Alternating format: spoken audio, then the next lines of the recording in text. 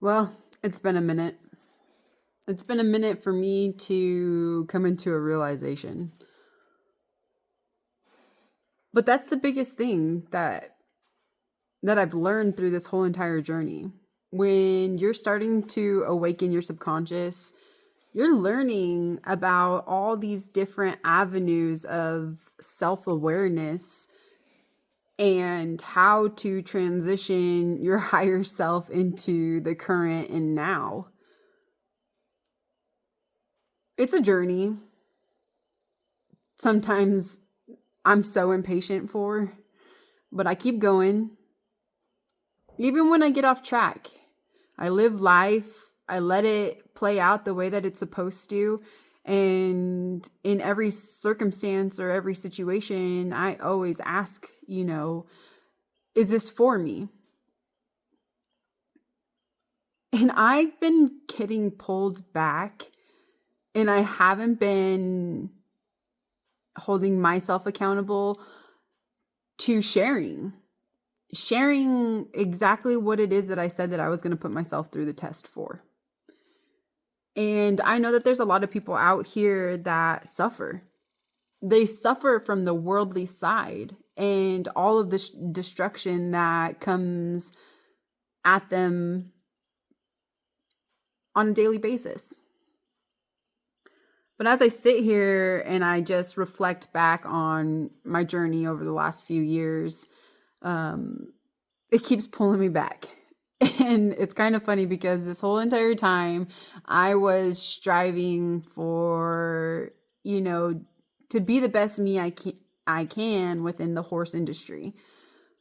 Well, God has different plans, and you never know what you're really striving for until you kind of give it all up. You give it all up to redefine who you are and where you're going, and in every direction that is sent your way. It's not easy.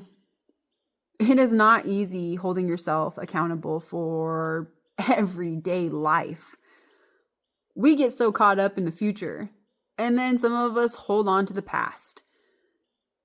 But embracing the moment sometimes can leave you in an unconscious mindset. It's not your fault. It's what we are brought up here in this world to be. We're all human, and we all need to understand that. We're not perfect. I am not perfect. But there's a story. There's a story that you're telling about yourself. And sometimes you just got to remember what story you're telling.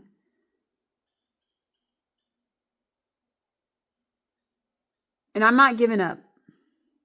I'm still going for it. I'm still just striving one day at a time. But I'm also here to help others come into a higher consciousness and to just even know what you do once you come into it. Because when you're trying to awaken your soul, you got to understand you're dying to everything that you once knew about your old self. It's cool because the Bible portrays all of it. And you just have to read and decode and decrypt everything that is said within the word. And it has to make sense to you. And once we come into a realization, that's God's gift to us. Is just realizing whatever it is that we're involved in.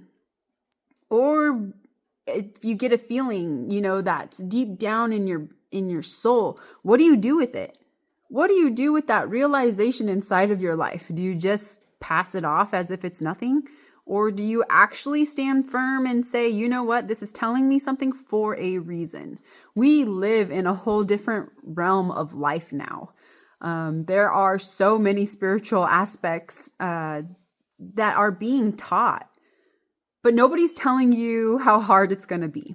Nobody's going to tell you what you're going to have to sacrifice in order to become something that is new or different. And it's your own knowing.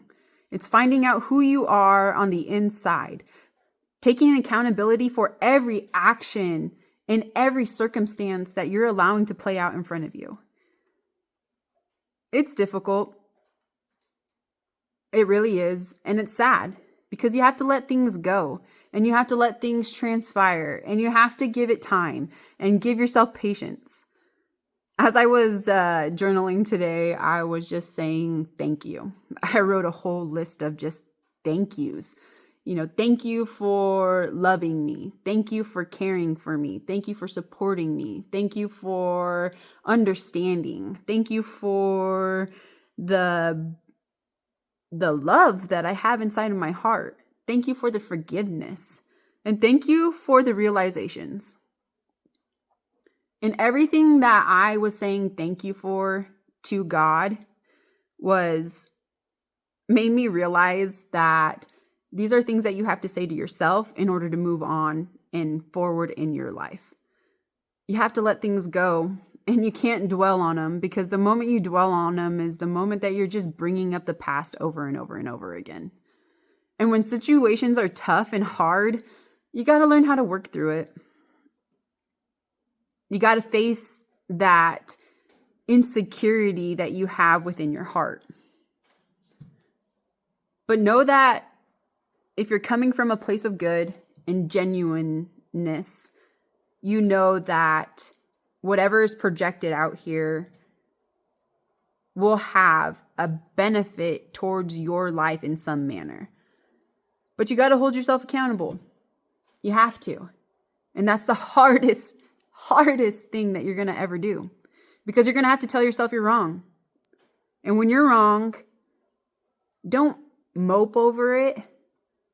Just say, dang it, I'll get it next time. We're only supposed to strive for 1% more within our day. So what can you do today to hold yourself accountable for the rest of your life? Come into the consciousness, come into the awareness of what you're even playing in the first place.